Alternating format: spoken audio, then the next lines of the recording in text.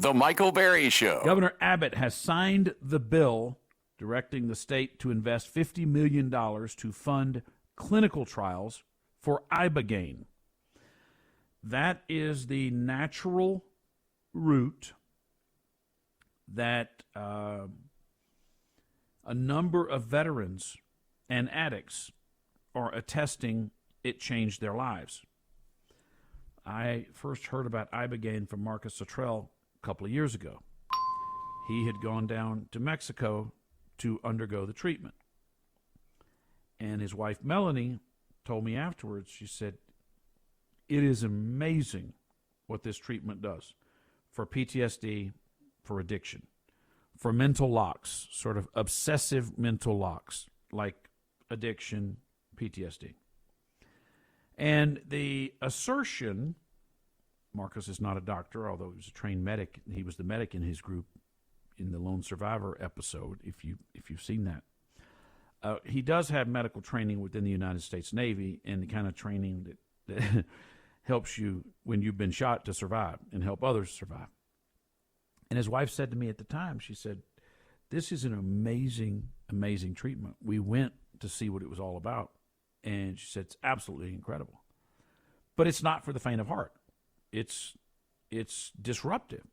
It's a 10 to 12 hour psychedelic trip, because what it's claiming to do is rewire your mind and reset your mind. And, people say it was an awful experience. I laid there, you know the old dream that you had as a kid, maybe still, but I had it as a kid, where you're being chased and you can't run. Mine was my brothers and I were being chased, and there were wooden Indians who had wheels instead of legs, which, if you think about it, is pretty traumatic, because they were a lot faster. They're much faster than, ambulation. And I could not outrun them, and it was an undulating terrain. Somehow I managed to wake up each time before the bad would happen, but it was a scary dream. I've heard a number of different versions of a bad thing is happening and you're not able to do anything about it. Well, this Ibogaine apparently creates a temporary paralysis, and that experience is similar to that. Now, what would you be willing to do to change, a fifth of whiskey a day addiction, or a heroin addiction, or debilitating, suicide-inducing PTSD? So, that's the claim.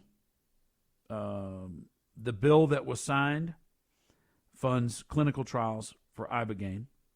State Representative Brian Harrison is saying, quote, the same legislature that banned hemp and banned vapes voted to force you to pay to study psychedelics. Hypocrisy. He goes on to say, I'm okay studying this stuff, but not by raising taxes. Amber Capone with Veterans Exploring Treatment Solutions was on KXAN TV about how Ibogaine helped her veteran husband's PTSD.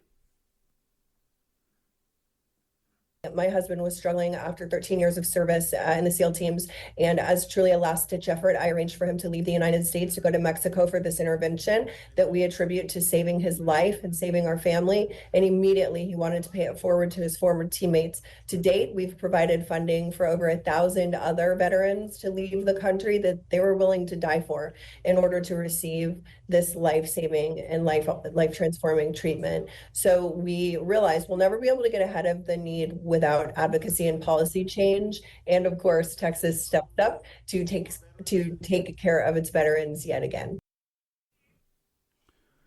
So I don't know the answer.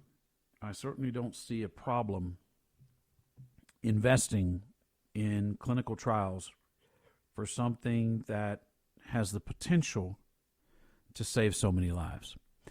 We are in a state, we are in a condition, I don't mean state in terms of 50 states, where we've sent men off to war, and they come home and we don't provide them the treatment they need. Proof's in the pudding. We're seeing suicide rates. 58,220 men died in Vietnam. We've lost multiples of that to suicide when they came home. This latest Netflix special on Vietnam, sure, it has a political bent. There's no doubt about that. But when you see what those guys went through, anyone who's ever been exposed to trauma, what that does to the brain, and repeatedly exposing the young brain to trauma on this level, they don't have the coping techniques. And in many cases, they never do. And to me, that is as awful as you can get. Don't go to war if you're not prepared to take care of the warrior before, during, and after that war. There is a raging debate, almost exclusively among those on the right, conservatives, Republicans, neocons, libertarians, MAGA, as relates to Iran and Israel. A lot of people want to make this a very simple question in order to choose you. It's called a Hobbesian choice. In order to make you choose one or the other. Either you're with Israel or you're with Iran.